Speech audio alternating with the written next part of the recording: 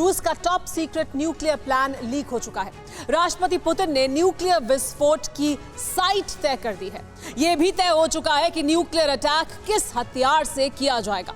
Kremlin में marathon बैठक पूरी हो चुकी है। यह जानकारी रूस के ही एक पूर्व नेता ने लीक की है। कभी भी न्यूक्लियर अटैक की शुरुआत हो सकती है।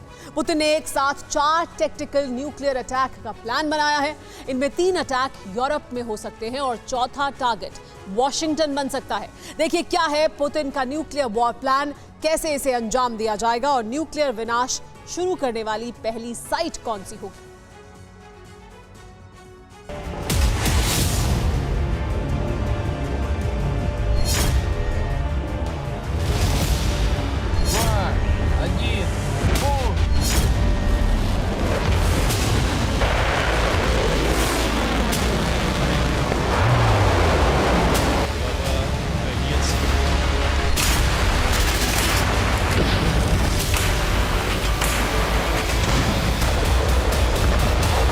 पुतिन का विजय संकल्प सिद्ध करने का समय आ चुका है। अमेरिका को बार बार आगाह किया गया कि यूक्रेन को मदद करना बंद करें, लेकिन हथियारों की सप्लाई जारी है।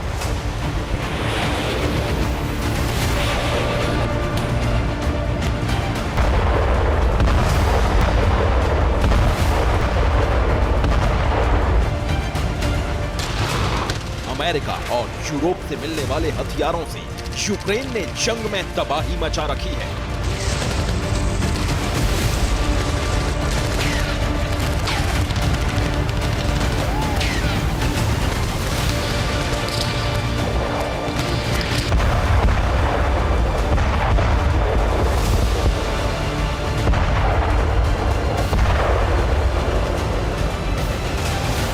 रूसी मोर्चे पर यूक्रेन की बारूदी बारिश रुक नहीं रही है।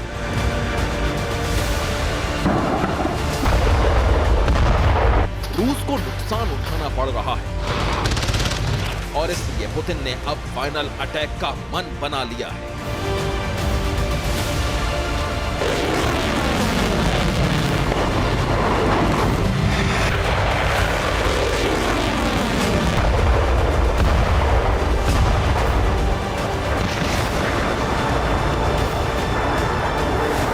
रूस की न्यूक्लियर युद्ध की तैयारी पूरी हो चुकी है।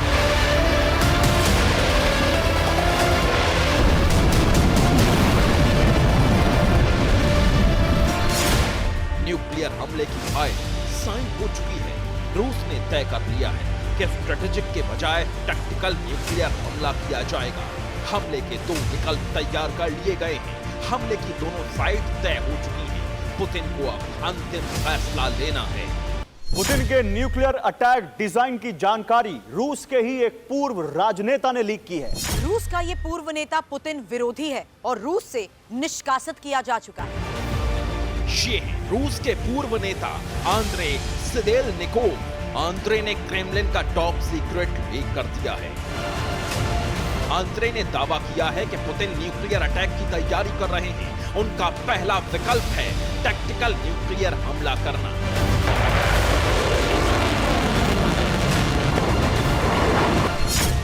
आंद्रे के मुताबिक रूस के राष्ट्रपति यूक्रेन में पहला टैक्टिकल न्यूक्लियर हमला करने का प्लान बना चुके हैं। दूसरा न्यूक्लियर हमला लंदन पर किया जाएगा। तीसरा न्यूक्लियर हमला बर्लिन पर किया जाएगा और चौथा न्यूक्लियर हमला वॉशिंगटन पर किया जाएगा।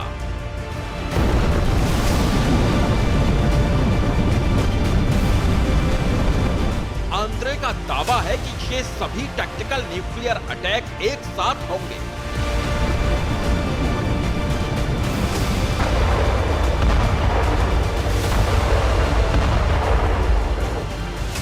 पुतिन पहले ही कह चुके हैं, या तो युद्ध में रूस की जीत होगी या फिर विश्व विनाश होगा। पुतिन के 4 टारगेट सेट हो चुके हैं, लेकिन सवाल यह है कि यूक्रेन में कहां और कैसे न्यूक्लियर हमला किया जाएगा ताकि एक झटके में जंग शांत कराई जा सके। पुतिन ने न्यूक्लियर धमाका करने के 2 विकल्प तैयार किए हैं। पहला है बेलारूस से न्यूक्लियर हमला करना और दूसरा है यूक्रेन की जमीन पर न्यूक्लियर हमला।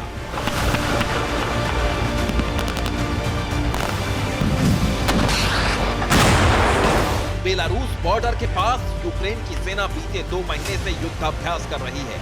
बेलारूस के राष्ट्रपति कह चुके हैं कि बेलारूस के अस्तित्व पर इससे खतरा बढ़ रहा है। अगर यूक्रेन या पोलैंड या नाटो सेनाओं ने बॉर्डर पार करने की कोशिश की तो न्यूक्लियर हमला कर दिया जाएगा।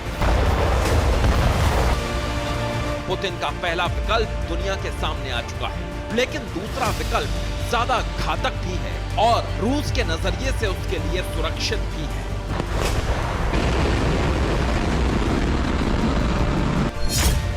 आंद्रे ने कहा है कि पुतिन यूक्रेन की जीती हुई जमीन पर न्यूक्लियर विस्फोट करेंगे। जीती हुई जमीन को पुतिन रूस की जमीन घोषित कर चुके हैं। अपनी जमीन पर न्यूक्लियर विस्फोट करके पुतिन युद्ध अपराध के आरोप से बच सकते हैं। रूस यूक्रेन का क्रीमिया, खेरसोन, ज़पोरिज़िया, डोनेत्स्क और लुहांस्क इलाका जीत चुका है। यहाँ रूस की सेनाओं का कब्जा है और रूस इसे अपना इलाका घोषित कर चुका है। सबसे बड़ी आशंका यह है कि पुतिन इन 5 इलाकों में कहीं भी टैक्टिकल न्यूक्लियर विस्फोट कर सकते हैं।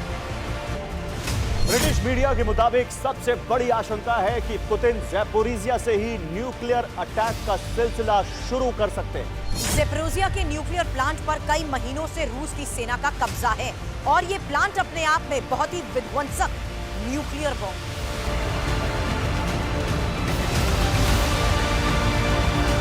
रूस यूक्रेन के एनर्जी ग्रिड को पहले ही तबाह कर चुका है। इसके चलते यूरोप के सबसे बड़े ज़पोरिज़िया न्यूक्लियर एनर्जी प्लांट में भी ब्लैकआउट हो चुका है, जबकि न्यूक्लियर रिएक्टर को ठंडा रखने के लिए लगातार बिजली सप्लाई की जरूरत होती है। बिजली ठप होने के साथ ही ज़पोरिज़िया में जंग भी जारी है।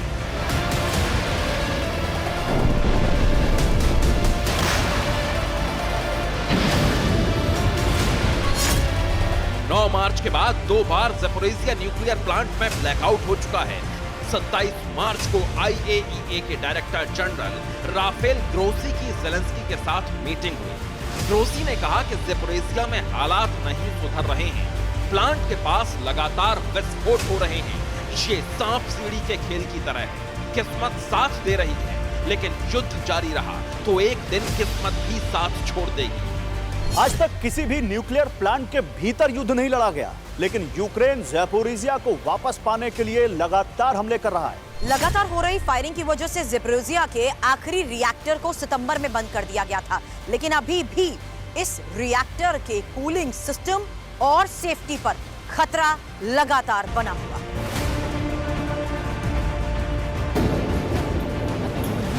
ज़पोरिज़िया इस समय न्यूक्लियर विस्फोट के मुहाने पर खड़ा है और बहुत मुमकिन है कि पुतिन इस साइट को युद्ध खत्म करने के लिए इस्तेमाल करें।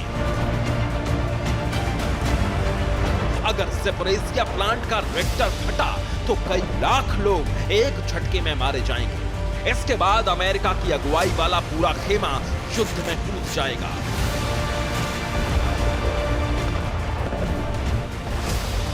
पुतिन इस संभावित खतरे को जानते हैं, इसलिए अपनी स्ट्रेटेजिक न्यूक्लियर मिसाइल फोर्सेस को वॉर रेडी कर दिया है। रूस की ग्लोबल मिसाइल ब्रिगेड युद्ध के लिए तैयार है। सरमत और यार्स मिसाइलें लॉन्च के लिए तैयार हैं। कोला न्यूक्लियर बेस पर न्यूक्लियर पोसाइडन के साथ सबमरीन तैनात कर दी गई है। कोला न्यूक्लियर बेस को स्पेशल अलर्ट पर रखा गया है। न्यूक्लियर बॉम्बर वॉर रेडी कर दिए गए हैं। आंद्रे के मुताबिक ज़पोरिज़िया में विस्फोट के बाद रूस का टारगेट होगा लंदन, बर्लिन और वाशिंगटन।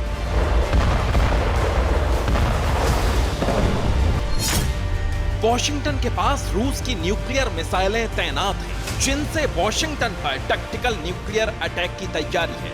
नॉर्वेजियन सागर में रूस का एडमिरल गोर्शकोव तैनात है। ज़पोरिज़िया विस्फोट होते ही यहां से बर्लिन और लंदन पर ज़िरकॉन मिसाइलें बरसा दी जाएंगी। एक साथ 4 न्यूक्लियर विस्फोट से दुनिया दहल उठेगी। इसके बाद शुरू होने वाली विनाशक अग्नि वर्षा की कल्पना भी नहीं की जा सकती। Bureau report, TV9 Bharatvarsh. इस वक्त की बड़ी खबर, वॉर जोन में रूस का बहुत बड़ा हमला। स्वातोस्की में रूस ने गिराया shock wave bomb. Multiple rocket launcher TOS-1 से किया गया यह बड़ा हमला। ऑक्सीजन की कमी से हुई यूक्रेनी सैनिकों की मौत। आसपास के ऑक्सीजन को सोख लेता है ये शॉक वेव बॉम्ब।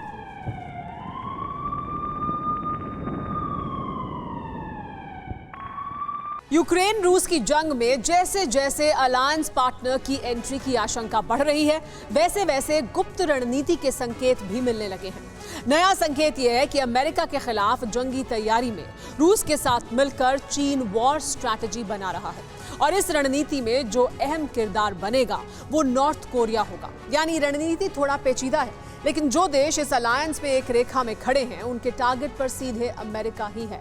लेकिन सवाल यह है कि अमेरिका के खिलाफ बन रही रणनीति के संकेत मिले कैसे और ये कितने मजबूत हैं। जवाब देखिए इस रिपोर्ट में।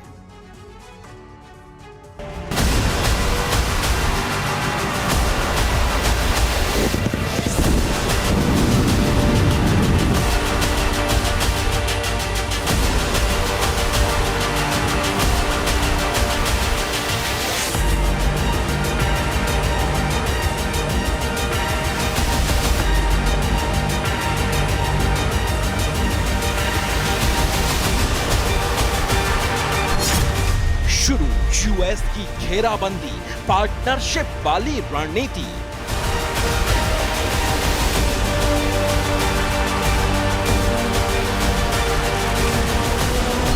न्यूक्लियर वॉर का पहला कदम, दिखी साइट ऑफ एटम बम।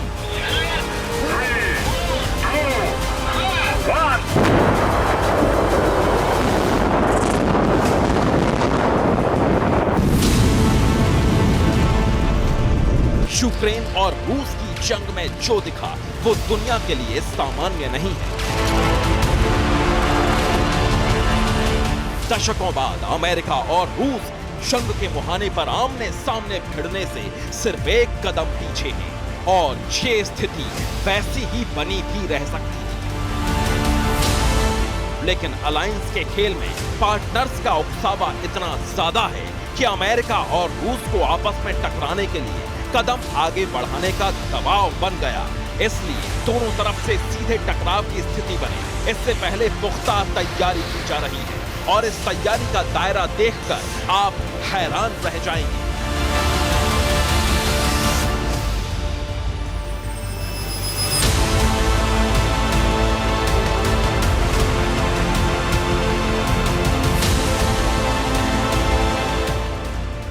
एक तरफ अमेरिका के नेतृत्व में नेटो के सदस्य देशों ने यूक्रेन को हथियारों की मदद देनी बरकरार रखी है,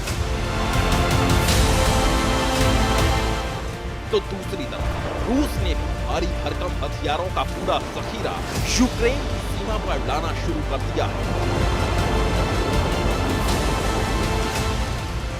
लेकिन इस तैयारी से अलग सीधे टकराव की स्थिति आने से पहले विनाशकारी अलायंस का जाल भी बिछाया जा रहा है, जिसमें अमेरिका के कार्ड खुले हैं, लेकिन रूस ने पत्ते अभी तक नहीं खोले हैं। कहने का मतलब है कि अमेरिकन न्यूक्लियर तैनाती सार्वजनिक है, लेकिन रूस की ये तैनाती खुफिया है।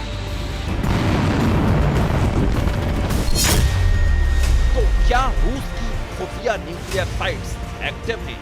क्या रूस ने यूएस के दुश्मन देशों में तैनाती कर दी है, या फिर क्या रूस ने न्यूक्लियर शक्ति संपन्न देशों से पार्टनरशिप कर ली है? मौजूदा स्थिति को देखते हुए हर सवाल अपनी जगह पर सही है, लेकिन इन सवालों का जवाब में कई ट्विस्ट हैं। ट्विस्ट ये कि न्यूक्लियर साइट तो है, लेकिन वो रूस की खुफिया साइट नहीं है। रूस के हथियार यूएस के दुश्मन देशों में तैनात नहीं है, लेकिन तकनीक और मटेरियल जरूर रूस का है। वहीं न्यूक्लियर शक्ति संपन्न देशों से अलायंस तो नहीं है, लेकिन जिनसे अलायंस है रूस उन्हें न्यूक्लियर पावर्ड बना रहा है। और हैरानी की बात यह है कि इस वॉर स्ट्रेटजी को मिलकर डिजाइन किया है पुतिन और शी जिनपिंग। न्यूक्लियर वेपन को लेकर रूस चीन के बीच गुप्त डील हो चुकी है। अब चीन के न्यूक्लियर वेपन मेकिंग प्रोजेक्ट में रूस मदद करेगा। इस मदद के तहत चीन को फास्ट ब्रीडर न्यूक्लियर रिएक्टर तकनीक मिल सकती है। रूस से तकनीक मिलते ही चंद महीने में चीन यूरोपियन देशों से न्यूक्लियर रेस में आगे निकल जाएगा। हालांकि इस तकनीक के संबंध में अभी तक न तो रूस ने न ही चीन ने कोई पुष्टि की है, लेकिन ब्लूमबर्ग की रिपोर्ट बताती है कि पुतिन और जिनपिंग के बीच प्लूटोनियम उत्पादन के लिए डील हो चुकी है। जिसमें फास्ट ब्रीडर न्यूक्लियर रिएक्टर विकसित करने में रूस चीन की मदद करेगा और इसके लिए पहला कदम उठाया भी जा चुका है। अब वो कदम क्या है, इसे जानने से पहले रूस और चीन के अलायंस में न्यूक्लियर वॉर की तैयारी में शामिल एक और किरदार के बारे में जान लीजिए। रूस और चीन की न्यूक्लियर डील में कई ऐसे मोड़ हैं जिनका विश्लेषण होना अभी बाकी है और जाहिर है कि इस विश्लेषण का विस्तार बहुत बड़ा होगा जो आने वाले समय में देखने को मिलेगा। लेकिन इस विश्लेषण के बीच एक ऐसा किरदार है जिसके बारे में जानना बहुत जरूरी है, जिसका मकसद ही है सिर्फ अमेरिका की तबाही, और यह किरदार है किम जोंग उन।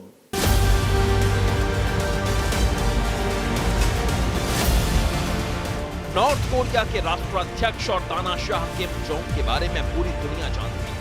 ये भी दुनिया को पता है कि अमेरिका से अदावत के मुहाने पर किम जोंग किसी भी तरह के घातक कदम को उठाने में पल भर के लिए भी अपने देश की परवाह नहीं करेंगे और इस दुश्मनी का फायदा रूस को मिला।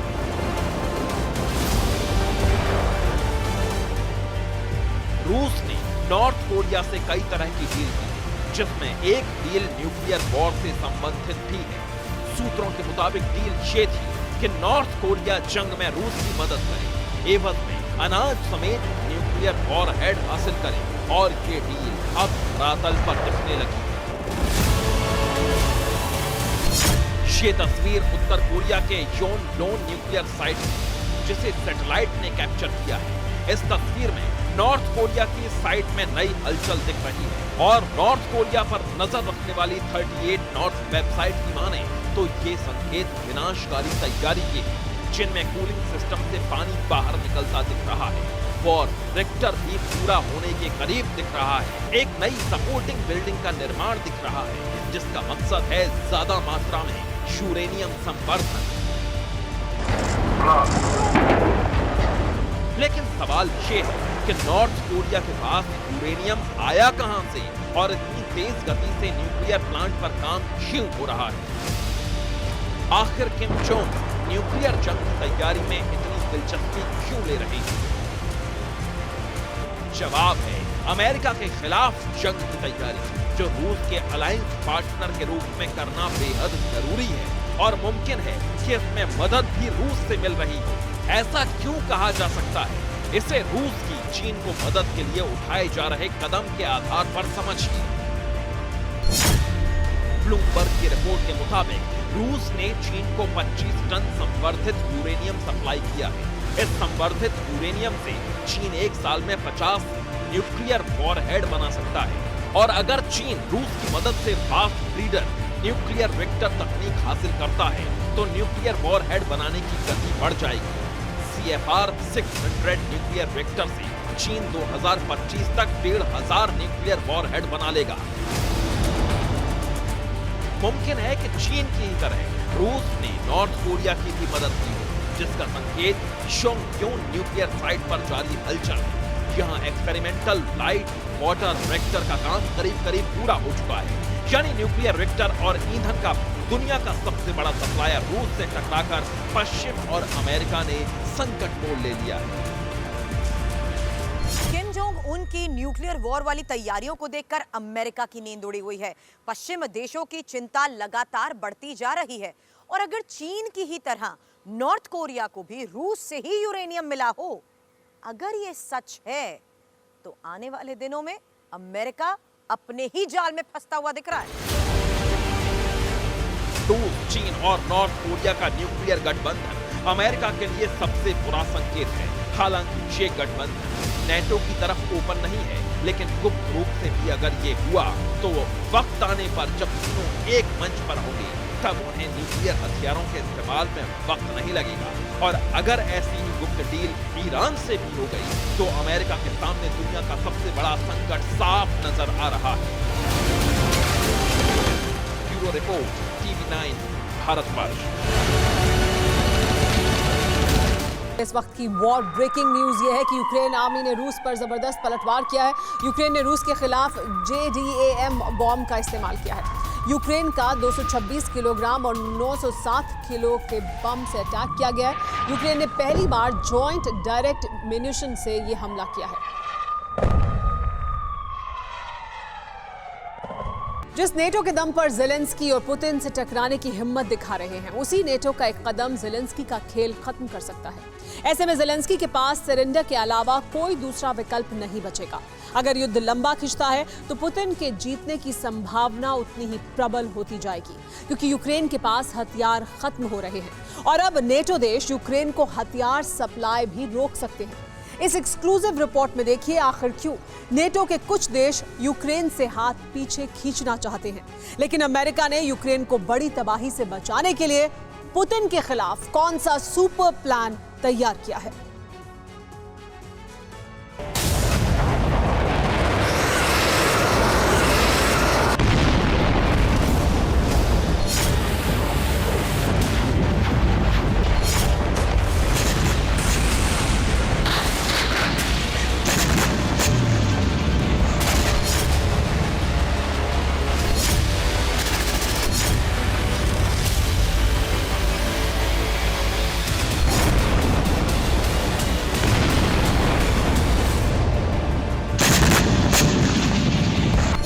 यूक्रेन करेगा सरेंडर, भाड़े के हथियार खत्म। जेलेंस्की देश छोड़ भागेगा, बिन हथियार क्या करेगा?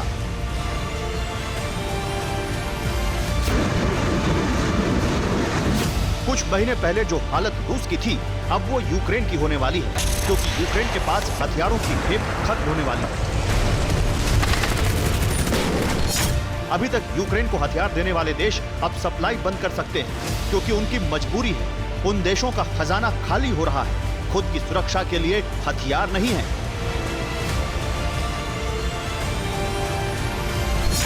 ऐसे में यूक्रेन को हथियार सप्लाई करेंगे तो अपने देश को खतरे से कैसे बचाएंगे?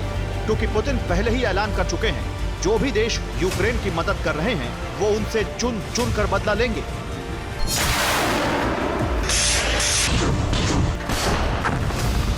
यानी यूक्रेन के चक्कर में यूरोपीय देश फंस गए, हथियार सप्लाई को लेकर आपस में भिड़ गए। अगर यूक्रेन को बचाना है तो दो रास्ते बचते हैं। पहला रास्ता है यूक्रेन सरेंडर कर दे और दूसरा रास्ता है कि पुतिन का खात्मा कर दे। दोनों ही सूरत में जंग खत्म हो सकती है। अब सवाल उठ रहा है कि क्या रूस का जानी दुश्मन यूक्रेन को बचाने के लिए इस हद तक जा सकता है कि रूस के प्रेसिडेंट पुतिन का कत्ल करा दे?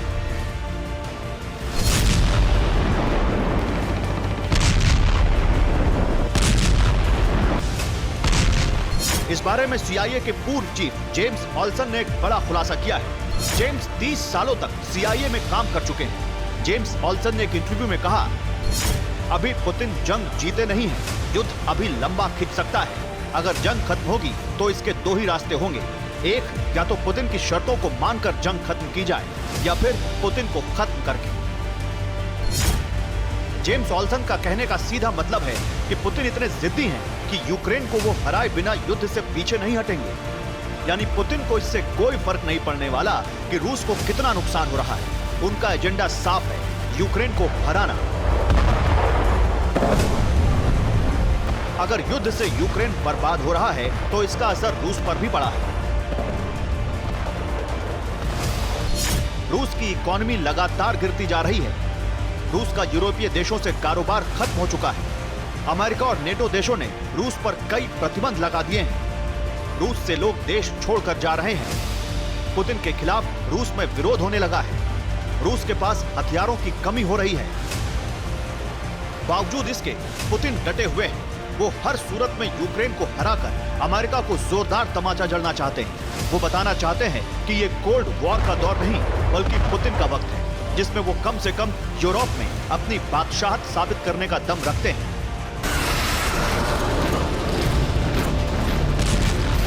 पुतिन लगातार कहते रहे हैं वो उन तमाम देशों को रडार पर ले सकते हैं जो रूस के खिलाफ हैं, यूक्रेन को हथियार दे रहे हैं। उन देशों पर पुतिन एटम बॉम्ब भी फोड़ सकते हैं, क्योंकि पुतिन को हार ना मंजूर है।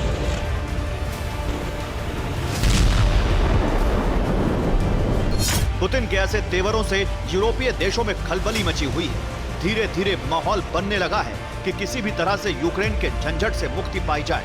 इसमें जर्मनी ने खुलकर बोलना शुरू कर दिया है, क्योंकि अगर जंग जारी रहती है तो यूक्रेन जिस संकट में घिरा है उसी तरह यूरोप के दूसरे देश भी घिर सकते हैं, क्योंकि यूक्रेन को हथियार देते देते यूरोपीय देशों का खजाना खाली हो रहा है, जिसकी भरपाई अगले कई सालों तक बहुत मुश्किल है। इसके बारे में जर्मनी ने खुलकर अमेरिका और नेटो देशों को आगाह कर दिया है। जर्मनी के डिफेंस मिनिस्टर बोरिस पिस्टोरियस ने हाल ही में कहा था, द्वितीय विश्व युद्ध और कोल्ड वॉर की वजह से हम अपनी सुरक्षा से सालों तक समझौता करते रहे।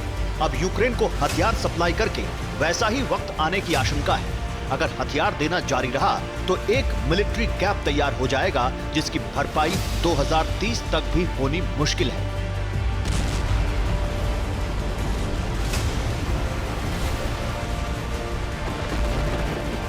इसका सीधा मतलब है जर्मनी आगे यूक्रेन को हथियार देने के मूड में नहीं है। जर्मनी ने ऐसी भी आशंका जताई है कि अमेरिका और नेटो भी पीछे हट सकते हैं, क्योंकि अमेरिका का फोकस यूक्रेन से ज्यादा इंडो पैसिफिक रीजन पर है, जहां उसकी क्वाड और ऑकस में भागीदारी है। चीन के समंदर में बढ़ते दबदबे को रोकना है।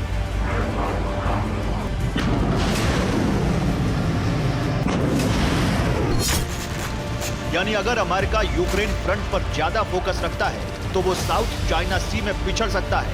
वहां ताइवान पर चीन कब्जा कर सकता है।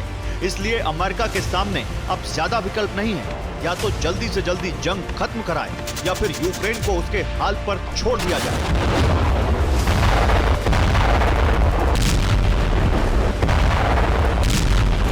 यानी ज़ेलेंस्की का सबसे बुरा वक्त शुरू हो चुका है। जर्मनी हथियार देने से पीछे हट रहा है। अगर अमेरिका और दूसरे नेटो देश भी हथियारों की सप्लाई में कमी लाने लगे तो ज़ेलेंस्की का खेल खत्म समझो, क्योंकि ज़ेलेंस्की अभी तक नेटो के दम पर ही रूस के सामने उछल रहे थे। लेकिन जब हथियार ही नहीं मिलेंगे तो ज़ेलेंस्की के सैनिक कैसे लड़ेंगे?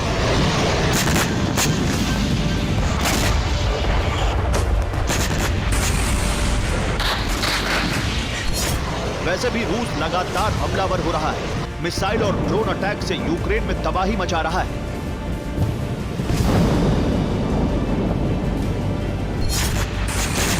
ऐसे वक्त में यूक्रेन के पास हथियारों की कमी होगी तो पुतिन मौका भांपकर और तीव्र अटैक करेंगे।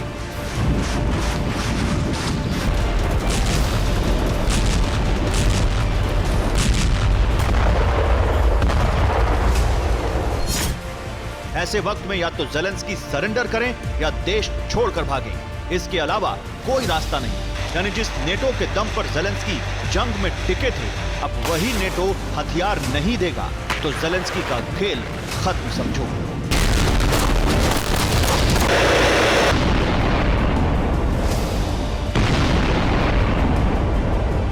Bureau report, TV9 Bharatvarsh. इस वक्त की बड़ी खबर, अब दिव्का में यूक्रेन ने रूसी टैंक को उड़ा दिया है। यूक्रेन ने हॉवित्जर तोप से लगाया सटीक निशाना। रूसी T-80 टैंक के उड़े पर खच्चे, धुंधु कर जलता नजर आया रूसी टैंक।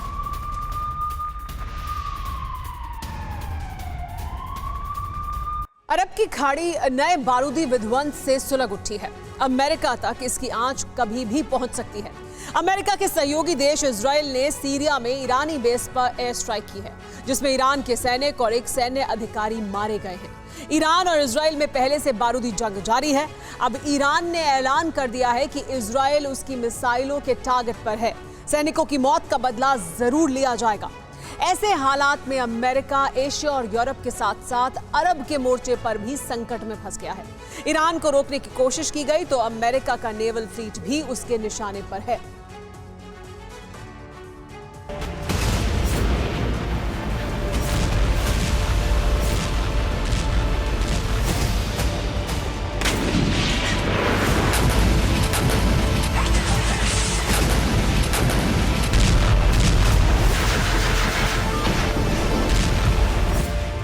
अमेरिका अपने सबसे बड़े और सबसे पुराने दुश्मन को हराने के लिए पूरी ताकत यूरोप में झोंके हुए है।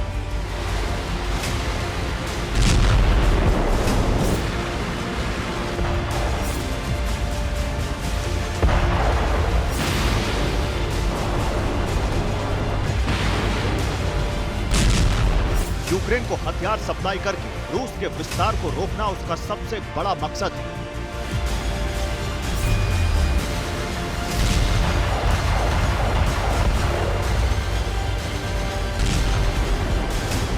लेकिन जैसे जैसे समय बीत रहा है, यह मिशन अमेरिका के लिए मुश्किल होता जा रहा है।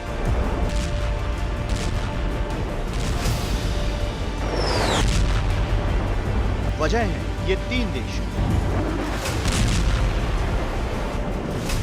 सीरिया और ईरान के साथ इजराइल की बारूदी जंग तेज हो गई है। ये जंग कभी भी परमाणु युद्ध में बदलने का खतरा बढ़ता जा रहा है।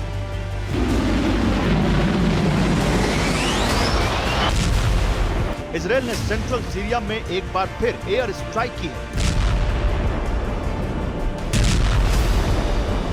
30 मार्च से अब तक इजराइल सीरिया में ईरानी बेस पर 3 हवाई हमले कर चुका है। 2 अप्रैल की सुबह इजराइल ने सेंट्रल सीरिया के होम्स प्रोविंस में हवाई हमला किया। होम्स प्रोविंस में इजराइल ने ईरान के एयर बेस को निशाना बनाया। इस अटैक में कई सैनिकों के मारे जाने की खबर है। हमले में ईरान रिवॉल्यूशनरी गार्ड्स के एक अधिकारी के मारे जाने की खबर भी है।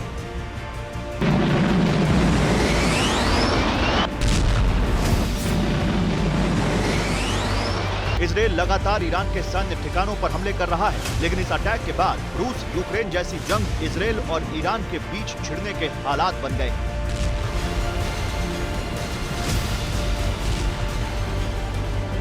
लगातार एयर स्ट्राइक के बाद भी इजराइल ने इस पर कोई बयान जारी नहीं किया है, लेकिन ईरान का दावा है कि एयर स्ट्राइक इजराइल के फाइटर जेट से की गई है।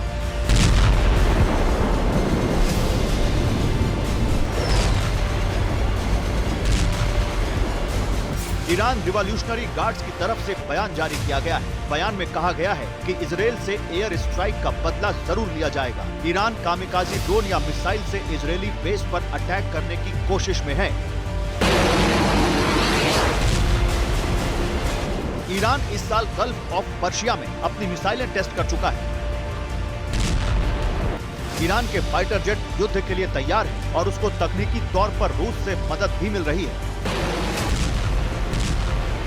सीरिया के ईरानी ठिकाने हमेशा से इजराइल के टारगेट पर रहे हैं, क्योंकि सीरिया में अमेरिका और इजराइल ISIS के खिलाफ बारूद बरसा रहे हैं और जंग लड़ने पहुंचे लड़ाकों को शामिल करके ईरान अरब में अपना सैन्य प्रभाव बढ़ा रहा है।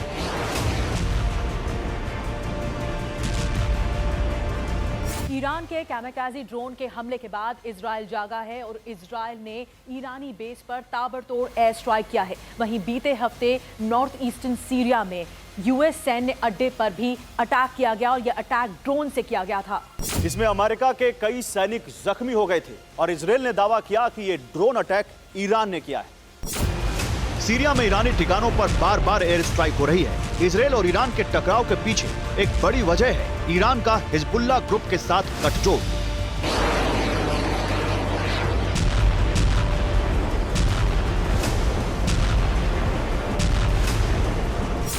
सीरिया में ईरान रिवॉल्यूशनरी गार्ड्स का साथ हिजबुल्लाह आतंकी संगठन दे रहा है। इजराइल का दावा है कि ईरान हिजबुल्लाह संगठन को मिसाइल के लिए माइक्रोचिप दे रहा है। माइक्रोचिप मिली तो हिजबुल्लाह प्रिसिशन गाइडेड मिसाइल बना लेगा। इजराइल के लिए ये मिसाइलें सबसे बड़ा खतरा साबित होंगी। ईरान लगातार इजराइल के लिए खतरा बढ़ा रहा है। इस बढ़ते खतरे को देखते हुए अमेरिका यूक्रेन के साथ साथ इस मोर्चे पर भी उलझ रहा है।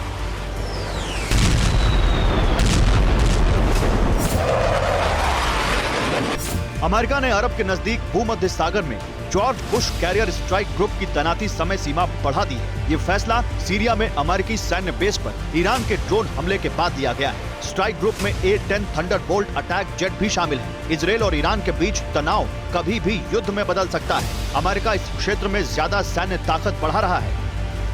अमेरिका एशिया, यूरोप और अरब 3 मोर्चों पर उलझा हुआ है। अरब में ईरान अमेरिका इजराइल के लिए सबसे बड़ा खतरा बनता जा रहा है। रूस की मदद से ईरान परमाणु हथियार बनाने के करीब है। न्यूक्लियर वॉरहेड बनाते ही ईरान जंग का बिगुल बजा सकता है। Bureau report, TV9 Bharatvarsh.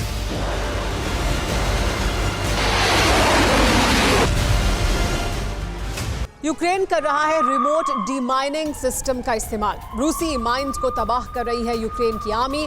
अमेरिकी रिमोट सिस्टम से मिल रही है उसको भारी मदद। रूस ने कई जगहों पर बिछा रखी है माइंस।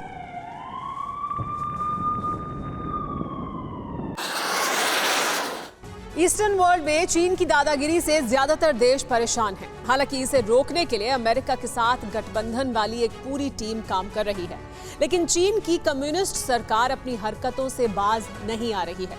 इसीलिए जापान ने भी वेपन्स मेकिंग की शुरुआत कर दी और शुरुआती कामयाबी उस वेपन को डेवलप करने में हासिल की है जो बिना बारूद खर्च किए चीन के मानव रहित उड़न दस्ते को मार गिराएगा।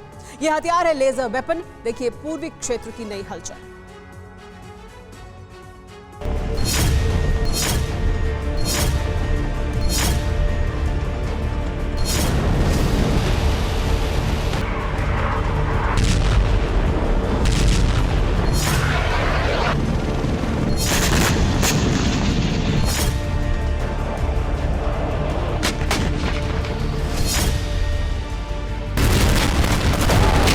रूस यूक्रेन की जंग में अब अलायंस के साथ दो शक्तियां एक दूसरे से टकराने के लिए तैयार हैं।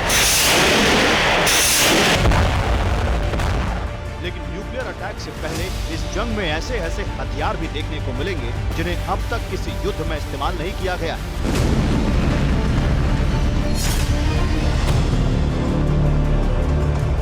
अब तक चीन इस तरह के हथियार को बनाने और जंग में बेहतर तरीके से इसके ऑपरेशन का दावा करता है। रूसी अलायंस में गुप्त डील से ताकतवर बने नॉर्थ कोरिया से बढ़े खतरे को देखते हुए जापान ने लेजर टेक्नोलॉजी से हथियार हासिल करने का न सिर्फ दावा किया है, बल्कि हथियार का पहला संस्करण सार्वजनिक भी कर दिया। जापान ने सैन्य आधुनिकीकरण के तहत हथियार निर्माण किया। चीन और नॉर्थ कोरिया को केंद्र में रखकर हथियार बनाए गए। इस निर्माण में लगी जापान की दो firm laser based anti drone system बनाने में कामयाबी हासिल कर ली और अब लेजर बेस्ड वेपन का जापान ने अनावरण भी कर दिया। दावा किया जा रहा है कि लेजर वेपन्स का निर्माण चीन के शक्ति प्रदर्शन और नॉर्थ कोरिया की तरफ से बढ़ती हलचलों को देखते हुए किया गया है, ताकि दुश्मनों के ड्रोन्स को मार गिराने की क्षमता जापान को हासिल हो सके।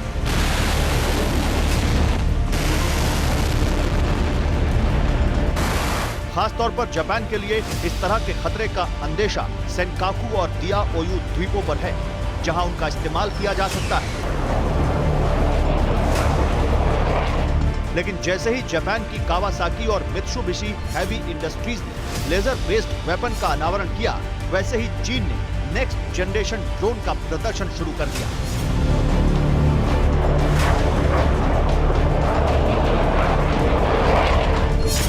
WZ-7 सोआरिंग ड्रैगन ड्रोन का प्रदर्शन किया। इस ड्रोन को हाई ऑल्टीट्यूड लॉन्ग एंड्योरेंस तकनीक से बनाया गया है।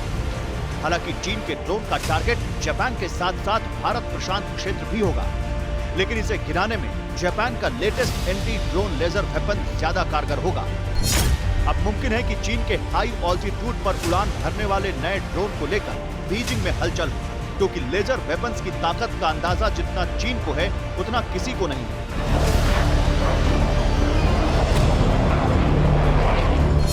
ऐसा इसलिए क्योंकि चीन के पास खुद लेजर टेक्नोलॉजी के हथियार हैं। चीन डायरेक्टेड एनर्जी वेपन्स सिस्टम बनाने में कामयाबी हासिल कर चुका है। चीन के इस हथियार में काइनेटिक की जगह इलेक्ट्रोमैग्नेटिक एनर्जी का इस्तेमाल किया गया है और इस हथियार की लेजर बीम से चीन दुश्मन के किसी भी हथियार को गिरा सकता है।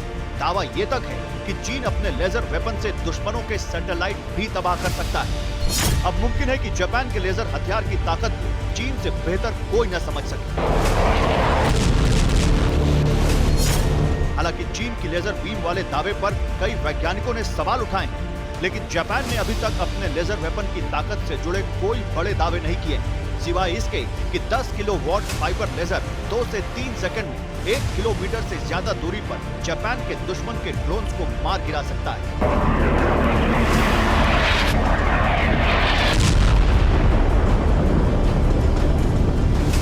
लेकिन मुमकिन है कि ये ताकत और बड़ी हो, इसलिए चीन की तरफ से कोई प्रतिक्रिया नहीं आई। उल्टा चीन के लिए एक बुरी खबर जरूर आ गई और खबर यह है कि फ्रांस भी अब ऑकस का आधिकारिक हिस्सा होगा, यानी फ्रांस भी सबमरीन प्रोग्राम का चौथा हिस्सा होगा।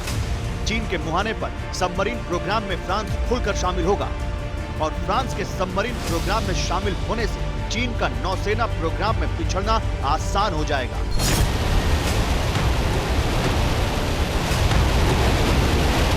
यानी एक तरफ चीन और नॉर्थ कोरिया के खिलाफ मोर्चा लेने के लिए जापान ने अपनी नई डिफेंस शील्ड तैयार कर ली है, तो दूसरी तरफ चीन की ताकत बढ़ने से पहले उसे घटाने के लिए बने गठबंधन में ऐसा देश शामिल हो चुका है जो पेशेवर तरीके से तेज गति से अत्याधुनिक हथियार निर्माण में माहिर है।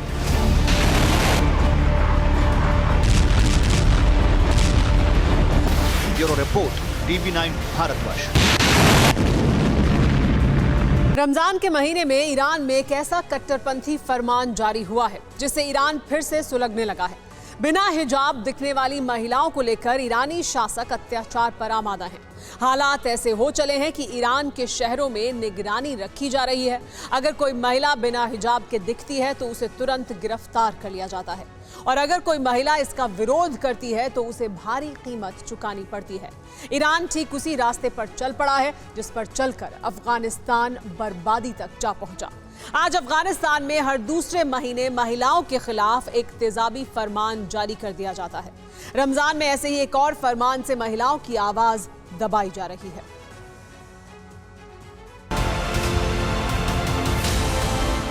चलने लगा ईरान कट्टरपंथियों का तेजाबी फरमान।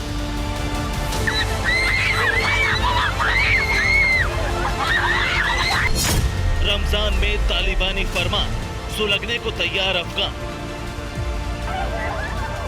ईरान और अफगानिस्तान दोनों ही देशों की महिलाओं के खिलाफ कट्टरपंथी ताकतें जोर दिखा रही। लगातार ऐसे बेतुके फरमान जारी किए जा रहे हैं जिससे महिलाएं मुसीबत में फंस चुकी। अफगानिस्तान में नाच गाने पर बैन, ईरान में कत्ल का ऐलान। अफगानिस्तान 2 दशक पहले के दौर में जा पहुंचा है। वहां लगातार नफरती फरमान जारी होते रहते हैं। नए फरमान के बारे में बताएं, उससे पहले आपको एक और इस्लामिक मुल्क ईरान की तस्वीर दिखाते हैं जो धीरे धीरे अफगानिस्तान की राह पर चल पड़ा है। तालिबानी आतंकियों की तरह ईरान के कट्टरपंथी खौफनाक फरमान जारी कर रहा है। वो फरमान बताएं, उससे पहले ईरान में महिलाओं के खिलाफ पनपती नफरत का एक वीडियो देखिए। इस वीडियो में 2 महिलाएं दुकान में दिख रही हैं। वो कुछ सामान खरीदने आई थी, तभी एक शख्स आता है और महिलाओं से बहस करने लगता है। आसपास लोग खड़े थे। वो शख्स महिलाओं को धमकाने लगता है और वहीं पास में रखी दही को उठाकर दोनों महिलाओं के सिर पर उड़ेल देता है। वो शख्स ईरान की रिलीजियस पुलिस का एजेंट था जिसने बाद में दोनों महिलाओं को गिरफ्तार भी कर लिया, सिर्फ इसलिए कि महिलाओं ने हिजाब नहीं पहना हुआ था। ईरान ऐसे कट्टरपंथी संकट में घिरा हुआ है जहां महिलाओं को बाजार या सार्वजनिक जगहों पर हिजाब पहनना अनिवार्य है, लेकिन ईरान की महिलाएं इसके विरोध में उतरी हुई। खासतौर से ईरानी महिला महशा अमीनी की मौत के बाद आंदोलन तेज हो चला है क्योंकि महशा अमीनी को हिजाब नहीं पहनने पर पीटा गया था जिसकी वजह से उसकी मौत हो गई थी। ईरान में अब एक और कट्टरपंथी फरमान जुडिशरी की तरफ से लागू किया गया है जिसमें जुडिशरी चीफ ने कहा है बिना हिजाब पहने दिखने वाली महिलाओं की निर्दयता से हत्या करें। यानी ये ऐसा फरमान है जो ठीक ईरान में उन तालिबानी आतंकियों की सोच को बताता है जिन्होंने अफगानिस्तान को बर्बाद कर दिया है।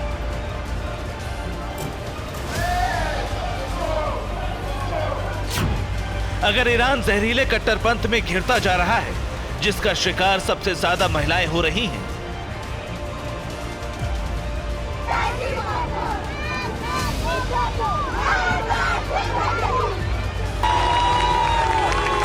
तो वहीं अफगानिस्तान तो तबाही के दरवाजे तक जा पहुंचा है। आज अफगानिस्तान उस दौर में जा पहुंचा है जब कट्टरपंथ पूरी तरह से हावी था। महिलाओं को घर से बिना बुर्का हिजाब के निकलने की आजादी नहीं थी। नाच गाने पर पाबंदी थी, अकेले बाजार जाने पर पाबंदी थी। अगर कोई महिला ऐसे फरमान के खिलाफ जाती थी तो उसे सरेआम कोड़ों से पीटा जाता था।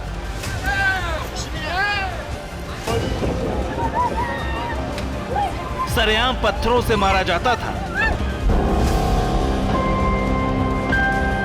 कई दफा तो बीच चौराहे पर कत्ल कर दिया जाता था। आज का अफगानिस्तान भी उसी दौर में लौट चुका है। तालिबानी आतंकियों के हाथ में सत्ता है इसीलिए अफगानिस्तान में नफरती फरमानों की होड़ लग चुकी है। अब रमजान के महीने में एक और फरमान जारी हुआ है। नाच गाने पर पूरी तरह से बैन लगा दिया गया है। इसी वजह से महिलाओं के रेडियो स्टेशन को बंद कर दिया गया। रमजान के दौरान स्टेशन पर महिलाएं म्यूजिक बजा रही थी। सदाई बनोवन रेडियो स्टेशन 10 साल से चल रहा था। रेडियो स्टेशन को 6 महिलाएं चला रही थी। सदाई बनोवन को अफगानिस्तान में महिलाओं की आवाज समझा जाता था, जो अब पूरी तरह से बंद हो चुका है। इससे पहले अफगानिस्तान में तालिबानी सत्ता आने के बाद से ही महिलाओं पर शिकंजा कसा जा रहा है। महिलाओं को अकेले बाहर निकलने और नौकरी करने पर बैन लगाया जा चुका है। इसके अलावा छठी क्लास से आगे की पढ़ाई पर पूरी तरह रोक लगाई जा चुकी है। अगर कोई ऐसे बेतुके के फरमानों को तोड़ता दिखता है तो उसे सरेआम सजा दी जाती है, जिसमें हैवानियत की हद पार हो जाती है। Bureau report, TV Bharatvarsh. Baltic देश बुल्गारिया में चुनाव हो रहे हैं और रूस के राष्ट्रपति पुतिन के लिए ये सबसे अहम है। बुल्गारिया में 2 साल से भी कम समय के भीतर 5वीं बार चुनाव हो रहे हैं। इस चुनाव से नेटो संगठन में फूट पड़ सकती है। साथ ही पुतिन यूरोप के सामने गोला बारूद का संकट खड़ा कर सकते हैं। बुल्गारिया साल 2004 में नेटो का सदस्य देश बना, लेकिन इस चुनाव के नतीजे तय करने वाले हैं कि आगे क्या होगा और पुतिन इस चुनाव को क्रेमलिन से कंट्रोल कर रहे हैं। उन्होंने चुनाव में अपनी कूटनीतिक ताकत क्यों झोंक रखी है, देखिए ये रिपोर्ट।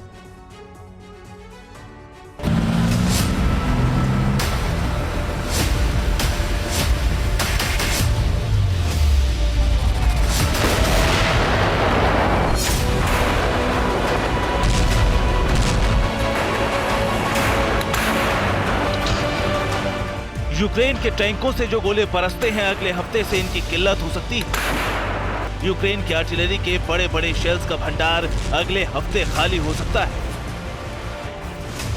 यूक्रेन की इन्फेंट्री के पास असॉल्ट राइफल तो रहेगी, लेकिन गोलियां मिलेंगी या नहीं, ये सही कोई नहीं कह सकता।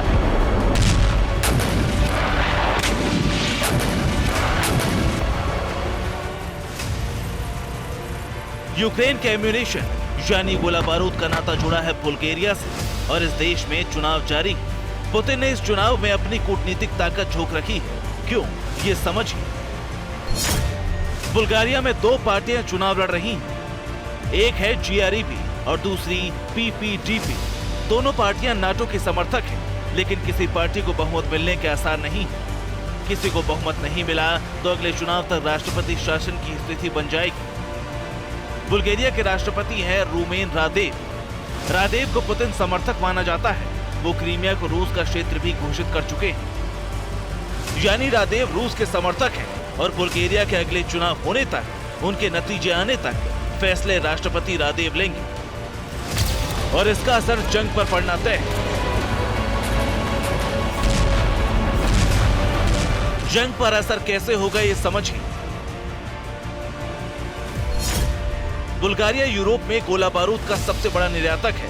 AK सीरीज राइफल की गोलियां बुल्गारिया में बनती हैं। यूक्रेन में इस्तेमाल हो रही सोवियत आर्टिलरी के गोले बुल्गारिया में बनते हैं। पुतिन समर्थक रादेव देश चलाएंगे तो पुतिन इनका प्रोडक्शन कम करा सकते हैं। प्रोडक्शन घटने पर यूक्रेन के सामने गोला बारूद की किल्लत हो जाएगी। बुल्गारिया में आज भी 21% के करीब रूस समर्थक आबादी है। यही वजह है कि पुतिन ने इस चुनाव में अपनी कूटनीतिक ताकत झोंक रखी है ताकि किसी पार्टी को बहुमत ना मिले। Bureau report, TV Bharatvarsh. Ukraine रूस की जंग में सिर्फ हथियारों या आधारभूत ढांचे का ही नुकसान नहीं हो रहा है, बल्कि ऐसे हजारों देशभक्तों की जान भी जा रही है जो किसी भी कीमत पर अपने मुल्क की हार बर्दाश्त नहीं कर सकते।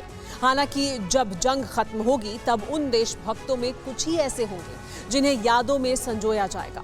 इनमें कई नाम गुमनामी के अंधेरे में चले जाएंगे, लेकिन यूक्रेन का एक नाम ऐसा भी है जो कभी गुमनाम नहीं होगा। ये नाम होगा ऐसे सैनिक का जिसने हमेशा अपने देश का गौरव बढ़ाया है। इस रिपोर्ट में देखिए कौन है वो देशभक्त।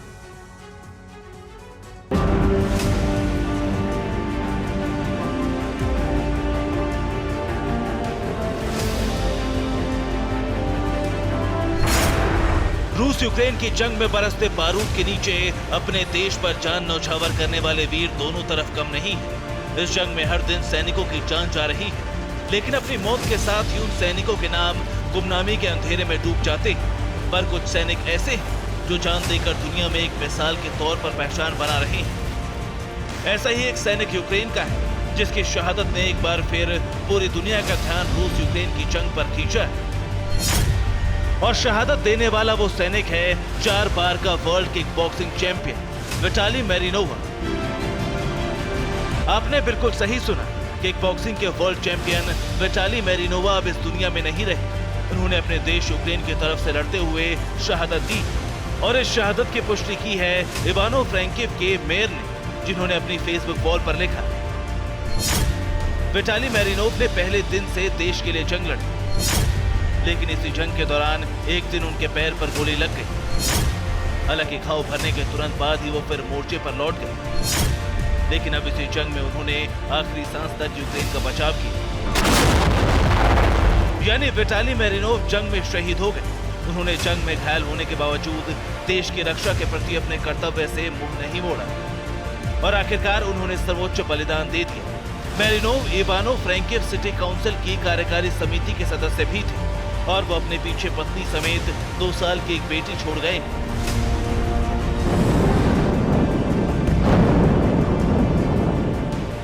इस खबर के फैलते ही किक बॉक्सिंग की दुनिया में भी शोक की लहर दौड़ गई। ज्यादातर पश्चिमी देशों ने विटाली को एक सच्चे देशभक्त की उपाधि देते हुए उनके जीवन को एक मिसाल कहा है।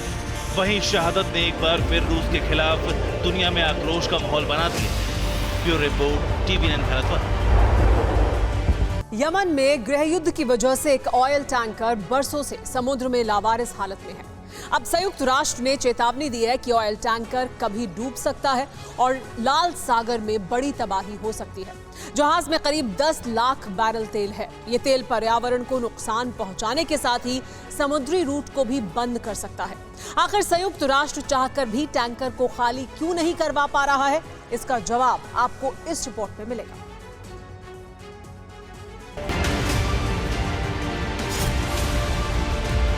8 साल से समंदर में मौजूद एक ऑयल टैंकर में 10 लाख बैरल तेल। अब ये टैंकर किसी भी वक्त डूब सकता है, गर्मी से और सतह कमजोर पड़ने से फट सकता है। टैंकर के डूबते या फटते ही समंदर में फैल जाएगा 10 लाख बैरल तेल। संयुक्त राष्ट्र में यमन के अधिकारी ने इस संकट को टालने की अपील की है। लाल सागर में मौजूद ये टैंकर एक बहुत बड़े इलाके में तबाही की वजह बन सकता है, प्रकृति को बहुत बड़ा नुकसान पहुंचा सकता है।